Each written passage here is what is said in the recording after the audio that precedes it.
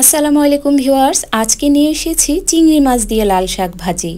লাল শাক খুব তাড়াতাড়ি রান্না করা যায়। চলুন তাহলে দেরি না করে শুরু করে ফেলি আজকের রেসিপি চিংড়ি মাছ দিয়ে লাল শাক।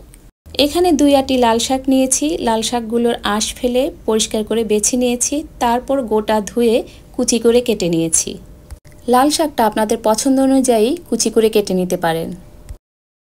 এরপর চুলায় একটা হাঁড়ি বসিয়ে দিলাম, তারপর দিয়ে দিলাম তেল গরম হয়ে গেলে দিয়ে দিব 3টি শুকনো মরিচ। মরিচটা ভাজা হয়ে গেলে একটা বাটিতে তুলে নিব। তারপর এই তেলের মধ্যে দিয়ে দিব 3 টেবিল চামচ পেঁয়াজ কুচি, দিয়ে দিব টুকরো করা কয়েকটা কাঁচামরিচ, 1 টেবিল চামচ রসুন কুচি। এখন পেঁয়াজ, রসুন, কাঁচামরিচ হালকা একটু ভেজে নিব।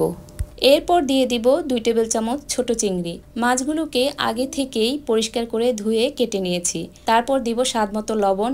এখন চিংড়ি মাছগুলোকে হালকা একটু ভেজে নিব। চিংড়ি মাছগুলো যখন ভাজা হয়ে একটু কালারটা চেঞ্জ হয়ে যাবে এবং সুন্দর একটা ঘ্রাণ বের হবে, তখন আমি দিয়ে দিব কেটে রাখা লাল শাকগুলো।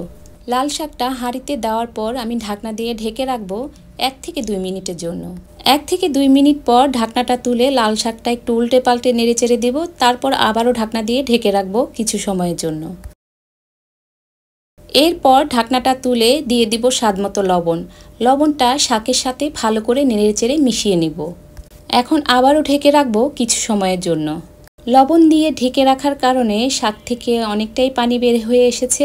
এখন নেড়েচেড়ে আবারও ঢেকে রাখবো 2-1 মিনিটের জন্য। 2-1 মিনিট পর দেখুন শাকটা একদমই সেদ্ধ হয়ে গেছে। এখন চুলাটা বন্ধ করে পরিবেশন করে নিব।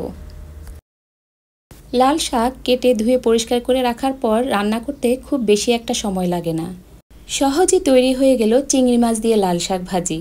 রেসিপিটি ভালো লাগলে বাসায় অবশ্যই ট্রাই করবেন এবং আমার ভিডিওটিতে লাইক দিয়ে শেয়ার করে দিবেন এবং আমার চ্যানেলটিকে সাবস্ক্রাইব করবেন।